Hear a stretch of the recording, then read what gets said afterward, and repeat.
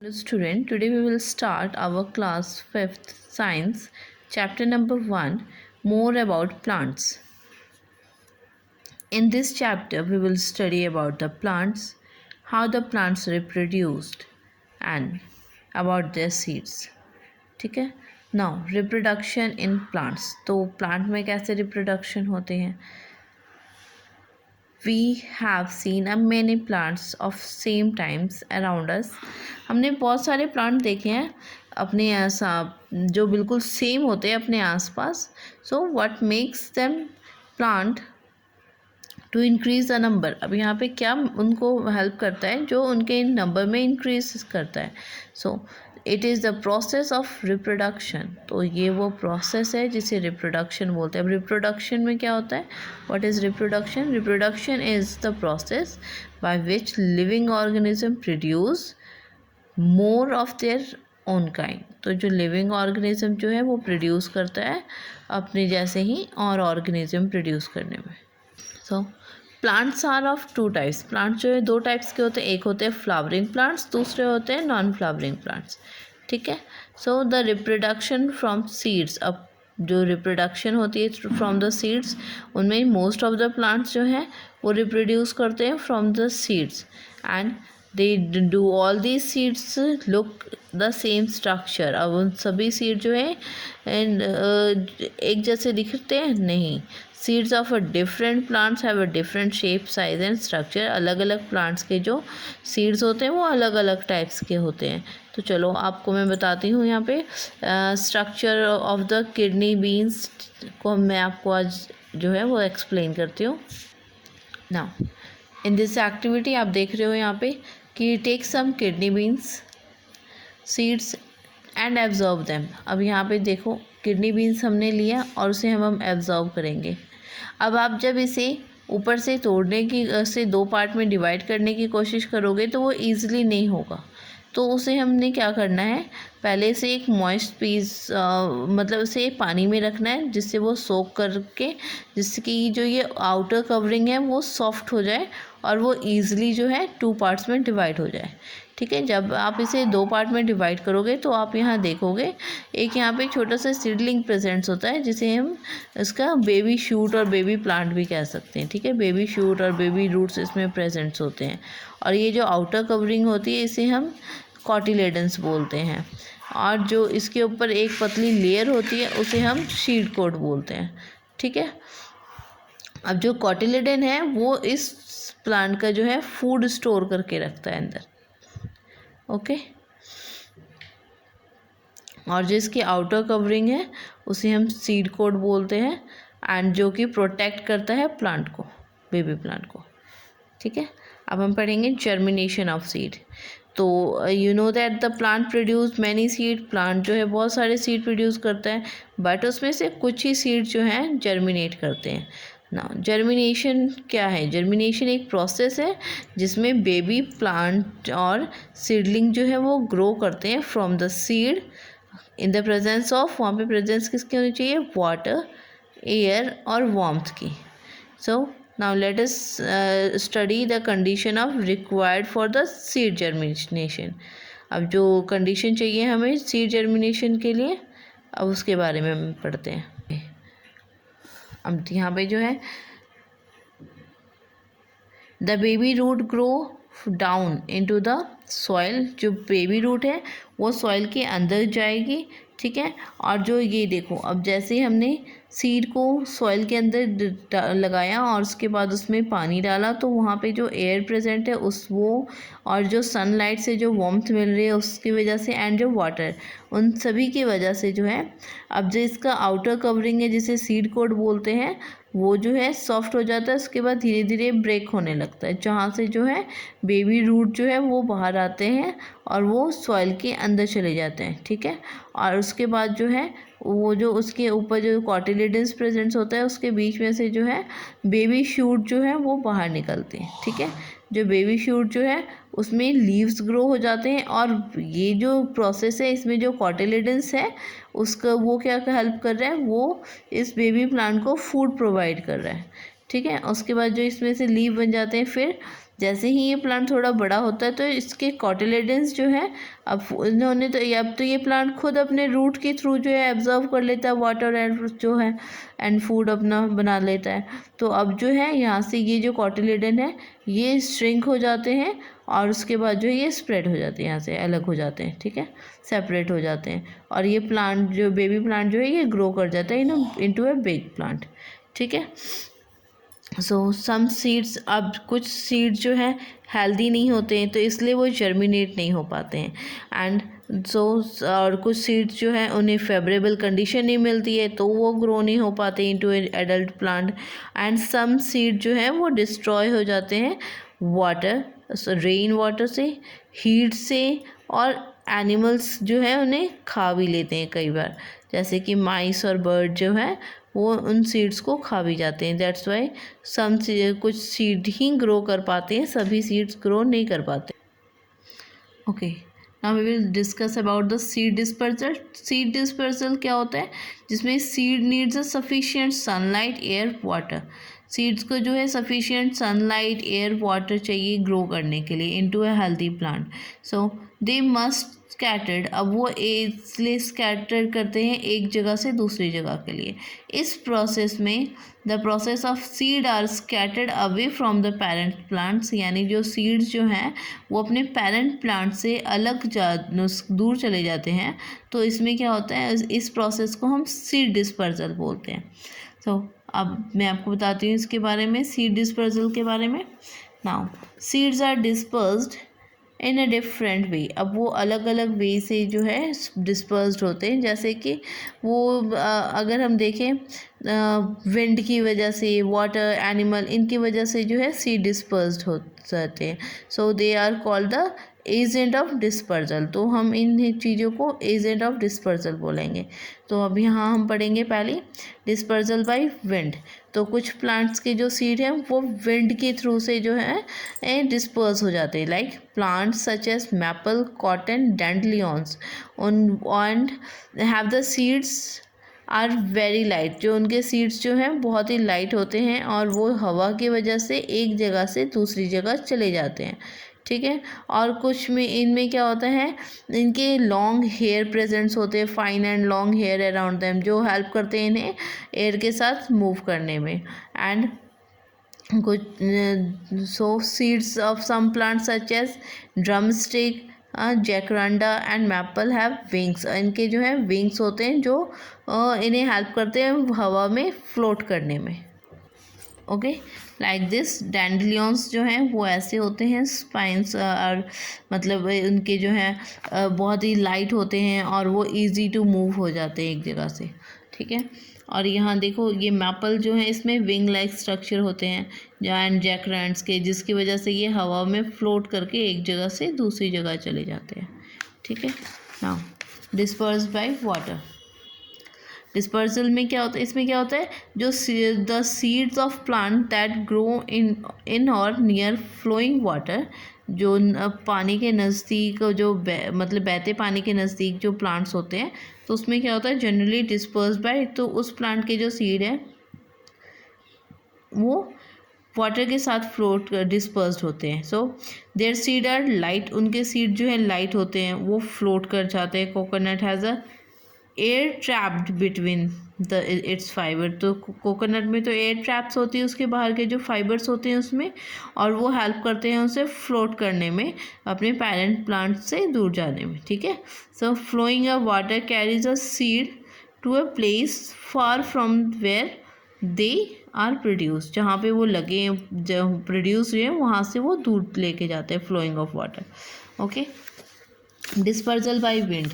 So after eating lychee, peach, papaya, orange and other fruits we throw away, अब हम जब खाते हैं लीची, पपाया, ऑरेंज, जब हम फ्रूट्स खाते हैं तो हम उनके सीड्स जो हैं फेंक देते हैं। सो जब ये सीड ज़मीन पे गिरते हैं तो उन्हें वो जर्मिनेट हो जाते हैं, तो इस तरह भी हम हेल्प करते हैं उन्हें डिस्पर्सल में।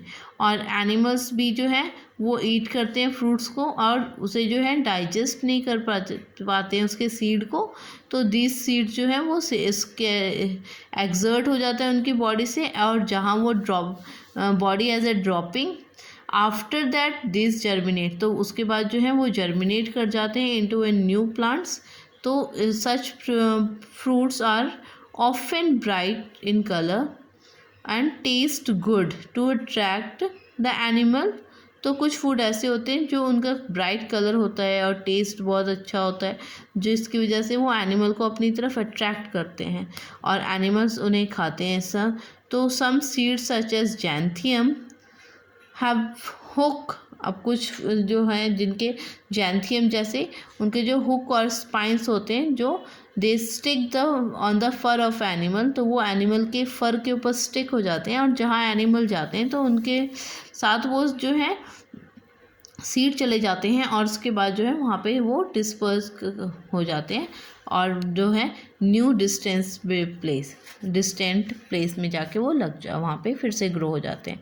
सो और कुछ सीड्स ऐसे होते हैं जो एक्सप्लोजन मेथड के थ्रू जो है जो एक जगह से दूसरी जगह चले जाते हैं। So the fruits of pea, geranium, grosspot, poppy and balsam burst open, अब वो ब्रस्ट करते हैं जब वो पक जाते हैं। So the seeds pop out, और जो सीड हैं जो वो उसके बाहर आ जाते हैं एंड गेट द स्कैटर्ड। अब पहले तो हमने पढ़ा सीड से कि प्लांट जो रिप्रोड्यूस करते हैं with the seed.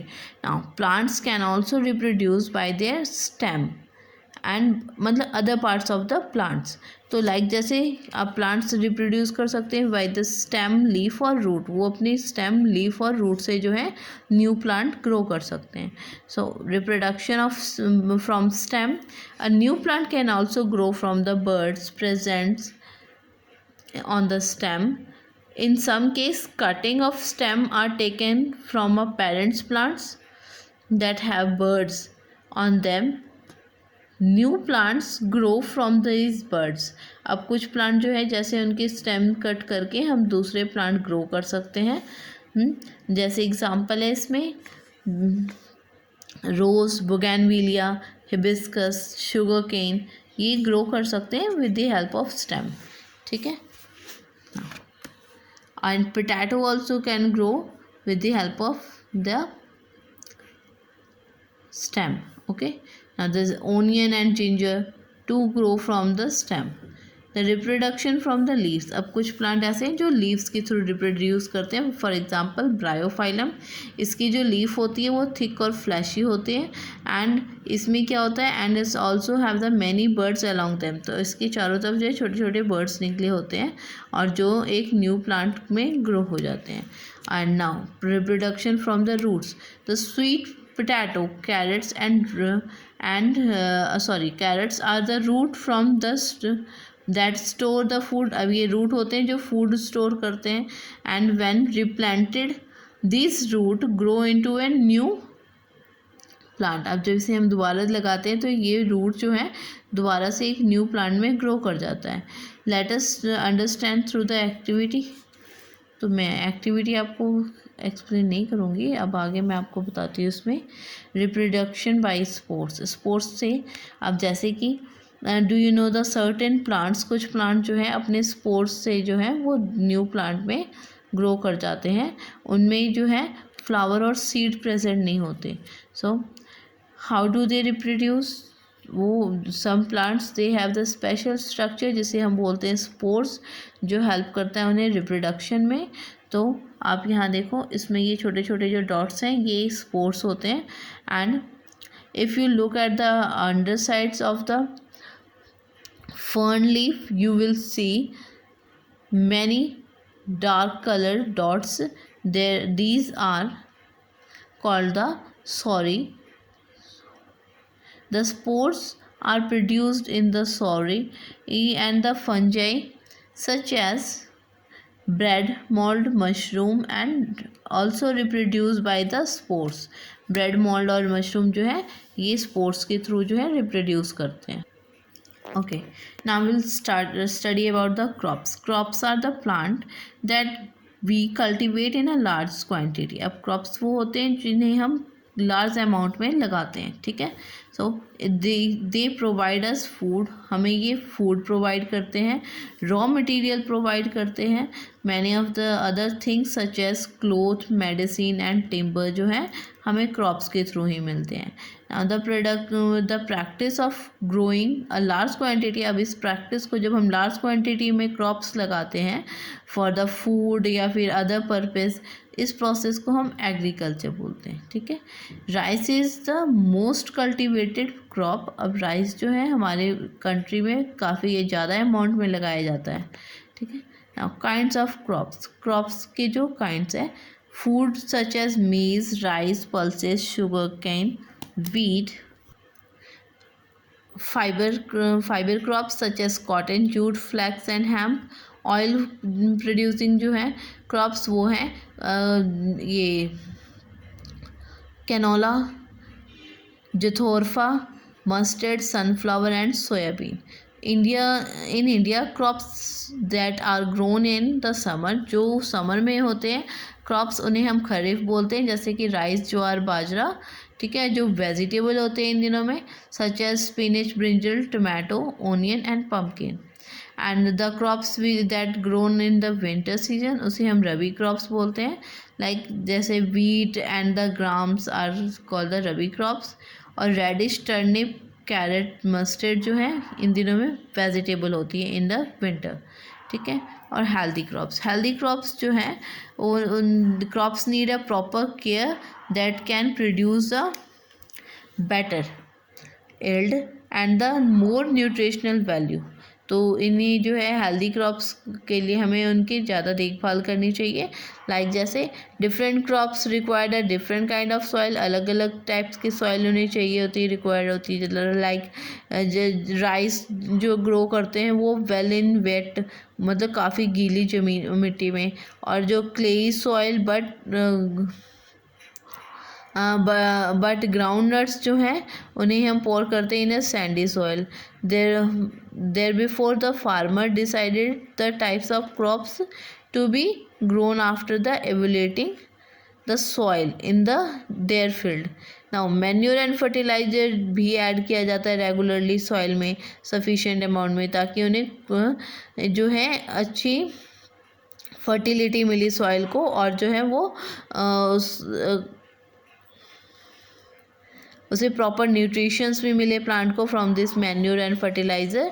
Now excess of fertiliser अगर हम डाल देते हैं उसमें प्लांट में तो वो भी सॉइल को हार्म पहुंचाते हैं, ठीक है। इसलिए हमें राइट अमाउंट में ही फर्टिलाइज़र यूज़ करना चाहिए। एंड एडिक्वेट ऑफ वाटर भी जो है हमें प्लांट को प्रॉपर प्रोवाइड करना चाहिए, जो हेल्प करता है उसकी ग्रोथ में। And the seed shown should be mature end of a good quality, seed जो है वो अच्छी क्वालिटी के होने चाहिए। एंड जो क्रॉप जो है उसमें इंसेक्टिसाइड्स और पेस्टिसाइड्स जो है वो भी स्प्रे करने चाहिए, जिससे कि पेट्स फ्री हो और इंसेक्ट्स जो हैं उन्हें हार्म ना पहुंचाएं हमारे क्रॉप्स को, ठीक है। और हमें केमिकल्स, पेस्टिसाइड, इंसेक्टिसाइड्स जो हैं वो कम से कम यूज़ करने चाहिए, हमें पेस्टिसाइड्स जो हैं वो यूज़ करना चाहिए।